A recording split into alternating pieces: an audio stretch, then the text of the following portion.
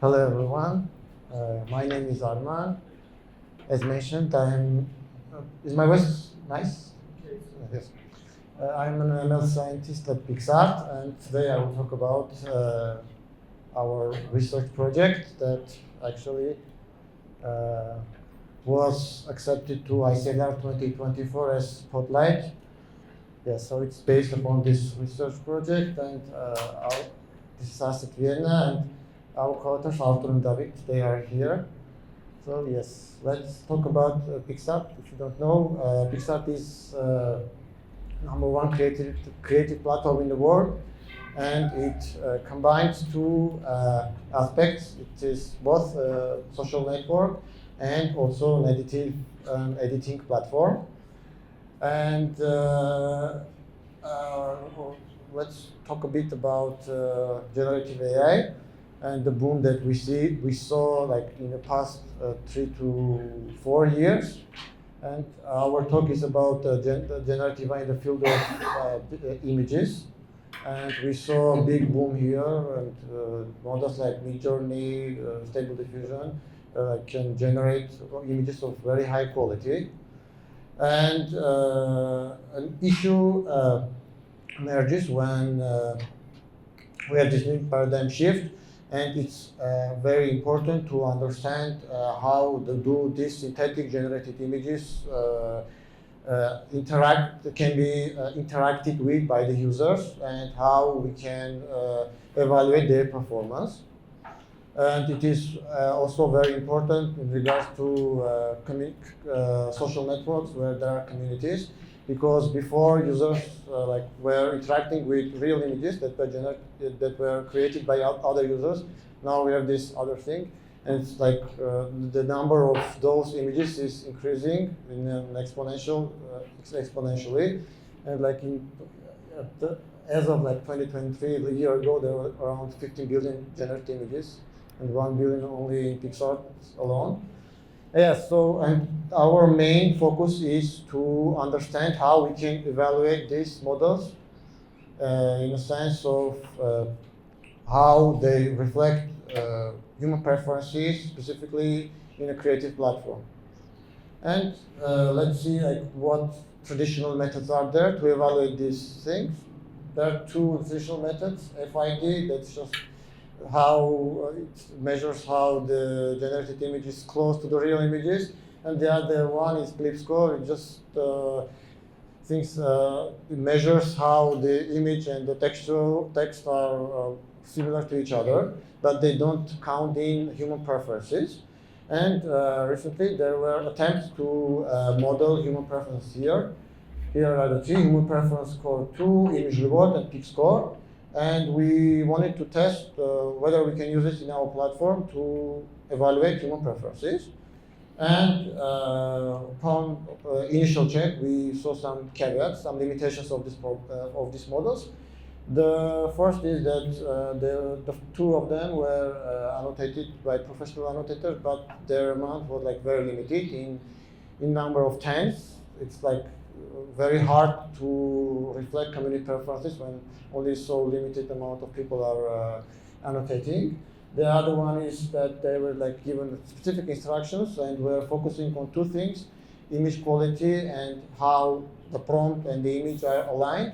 But there are many other things that should be considered when you are evaluating the model.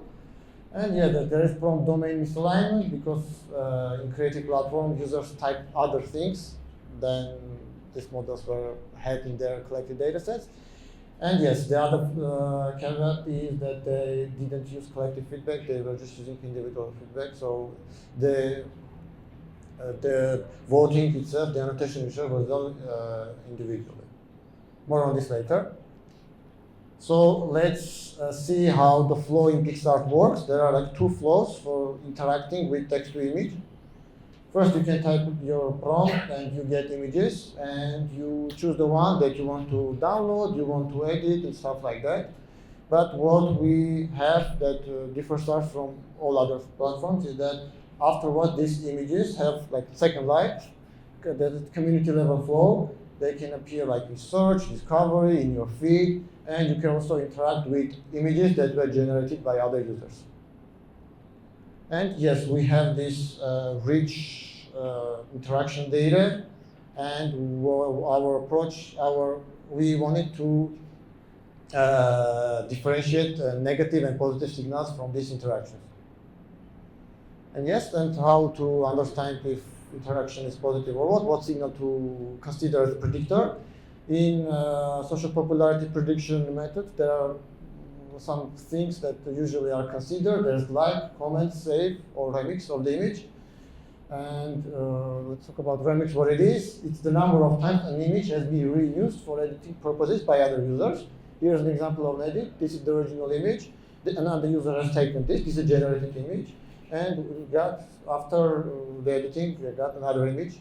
This also can be edited by other users and stuff like that. And we can continue. And as a main metric for identifying if the user likes the image or not, the positive signal for us is remix, not those ones. And the main reason behind this is that remixing the image, editing the image, involves is an active involvement. It's not as lazy as like, because like you can just look at the image and click like, that's all. But if you clicked on the image, you spent some time, you edited it, and you published it, that's active involvement. You really liked it, that you decided, if you decided to spend so much time on it. So this is going to be the main predictor for us. And yes, beside that, there are two signals to consider for positive images. The first one is content signal, like how many times the image has been remixed by the user. And the other one is the creative signal, like what user remixed the image. If the user is like distinguished member of our community, is a top influencer with many followers, we rank it higher, and maybe even one remix can be considered positive feedback for us. Yes, and upon this data collection, there are some biases that usually happen, but we try to mitigate them. There is no prompt bias. When we collect data set, we are going to have prompt, negative, and positive image. And these negative and positive images are going to come from the same prompt.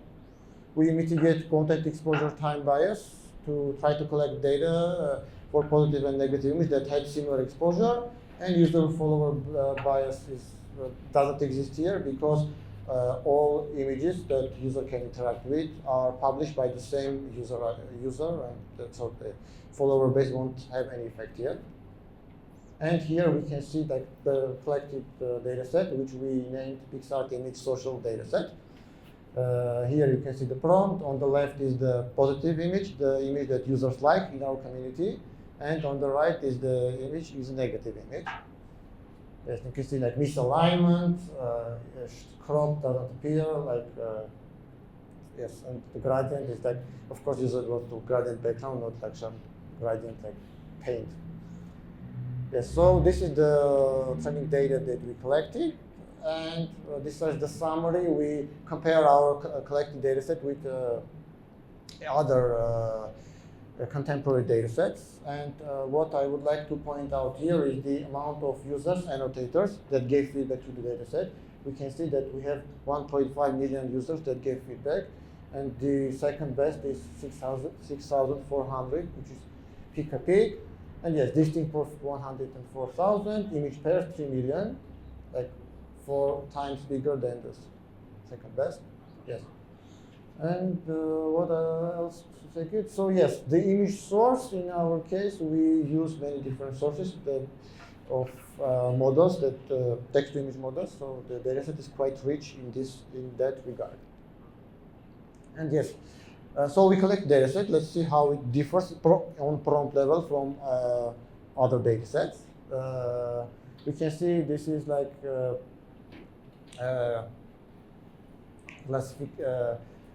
we did classification on prompts, and this is the distribution. The yellow one is ours. You can see that there are distinct classes that are not present in other data sets. Here you can see them displayed. These are images very distinct to creative communities that other data sets lack.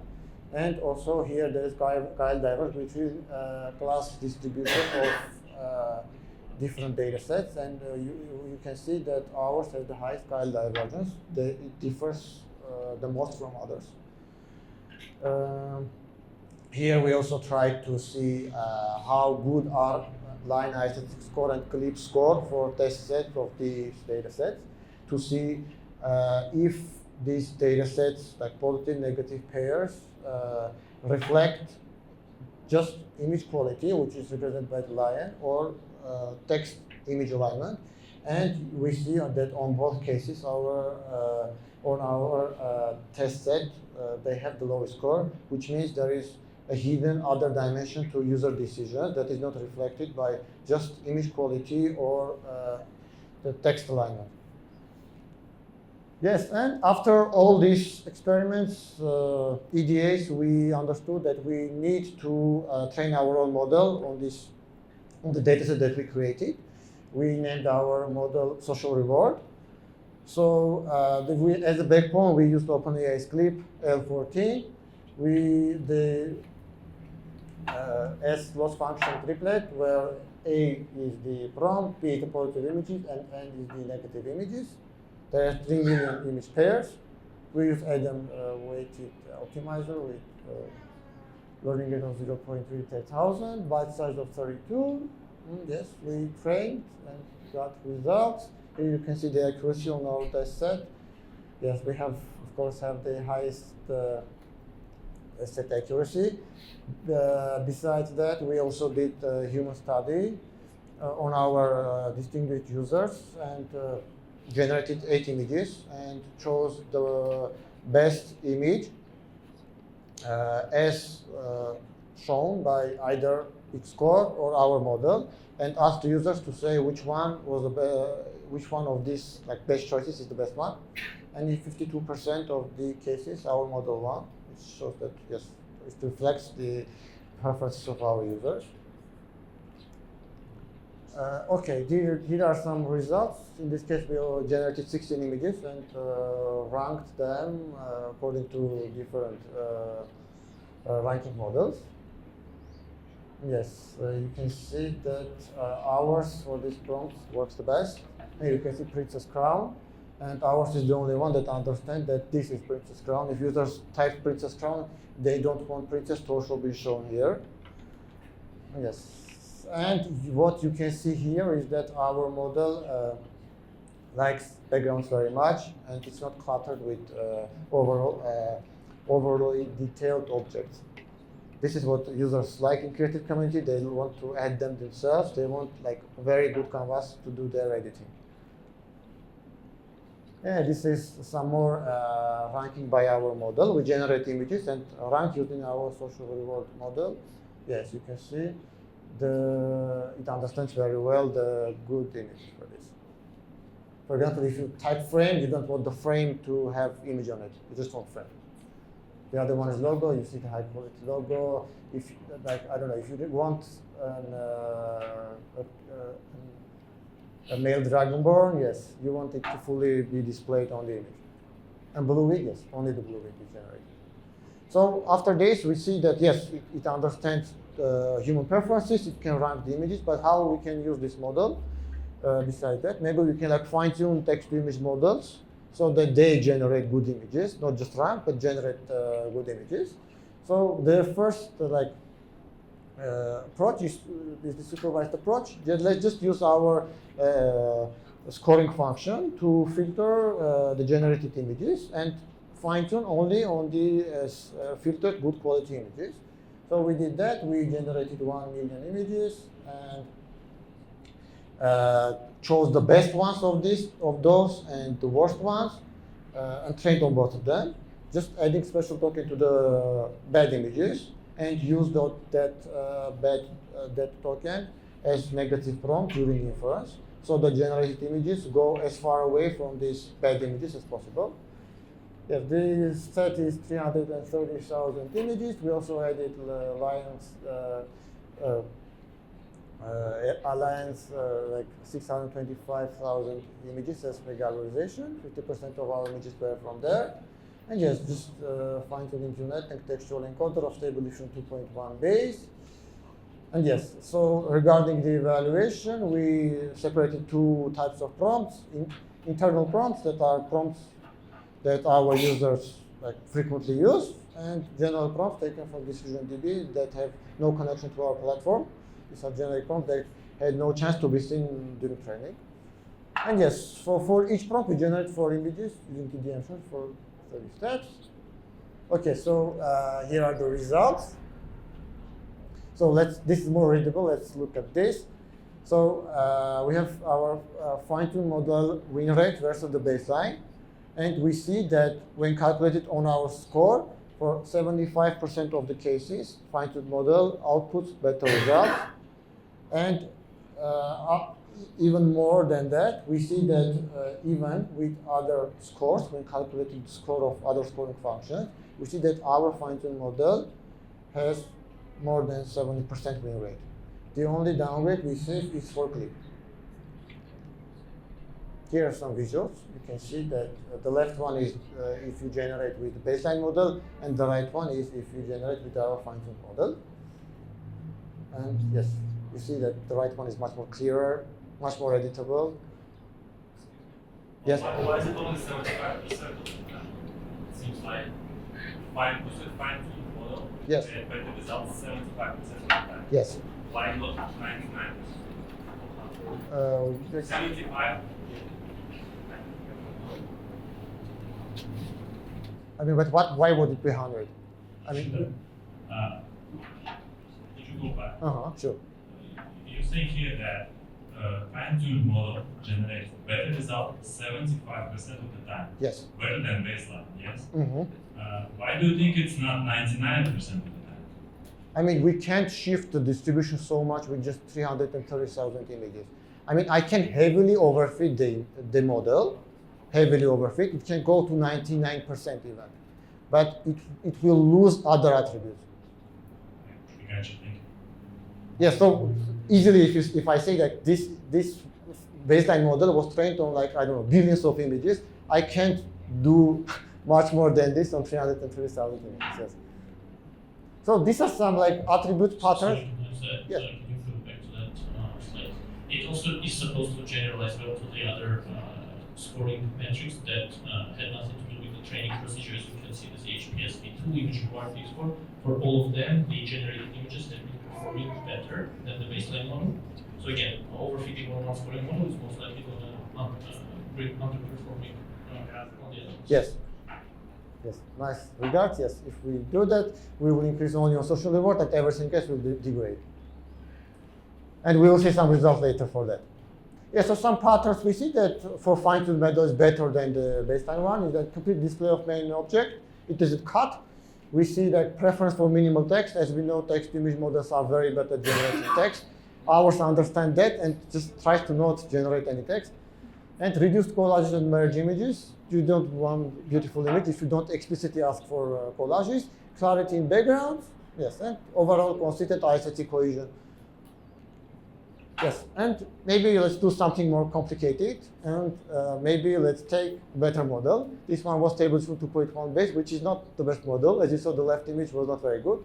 Let's take a more powerful commercial model, our internal model, and try to fine-tune it, but using another approach. Let's use this our scoring function, which just returns 0 to 1 number for the prompt image pairs, and let's try to maximize that number.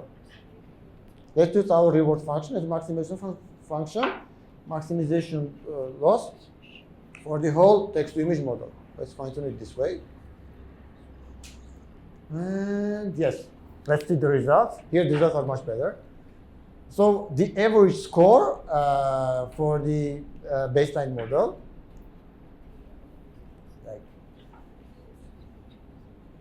for the average score is around like 0.05. And if I fine-tune with LoRa scale 1, the average score of generated models is going to be 0.26, like huge increase. And let's see some visuals. So the left one is the baseline model output, and as you go right, these have so these are LoRa scales that are patched to the checkpoints. So the higher, the more effect has it, the fine-tuning has. So yes, we can see that there is improvement in overall quality. And also you can notice for this one, we see overfitting. You will notice that the right one displays overfitting, and the same style is like appearing. Yes, you can see that. Yes. But overall, we can see that there is, even for small details, but there is overall aesthetic improvement for the image. Yes, just to go around the key contributions. So we introduced new scoring function for evaluation of text-to-image models. We curated a 1 million user scale dataset, named Picsart Image Social. Yes, so it outperforms existing models on community level creative preferences. Yes, so we showed that it can be fine-tuned to improve. And yes, thank you.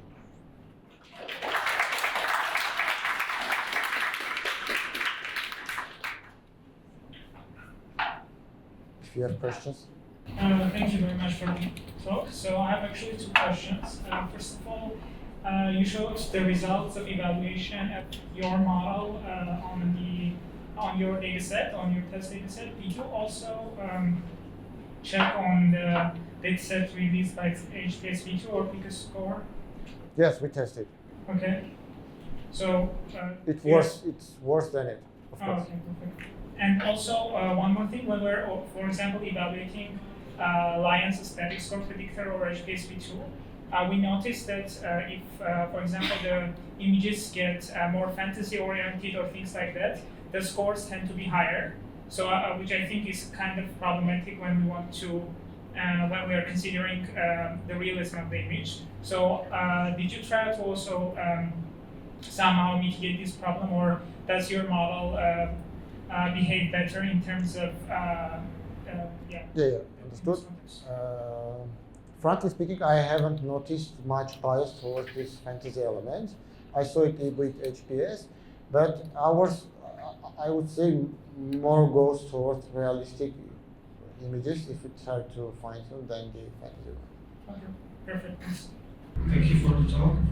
So you mentioned there are two ways to generate such images. Either you generate like standard images and then rank them through the classifier, or you train a new model which already produces preferred. The second thing is in your production. Like, what do you use in production? I'm afraid I can't say what we use in production, but what can we use? Of course, the first one is more computationally heavy. We are not going to use something like that. And when you also mentioned that you can control the amount of like the effect that this new training has.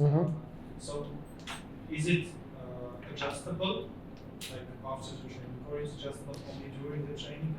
No, it's adjustable after training. I train for we train for a certain amount of time, and we see that it converges.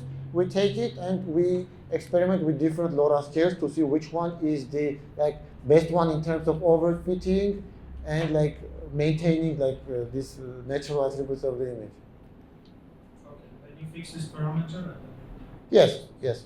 I would say the biggest problem here in this text images is the overfitting. It's very hard to get what you want without doing heavy overfitting. And you evaluate this visually? Yes, for this one we did visually, but of course what we did and what others did is the GIF tool for evaluation. For example, our model can be used for evaluation, and others can also be used for evaluation. Yes. Thank you. Any other questions? Thank you very much.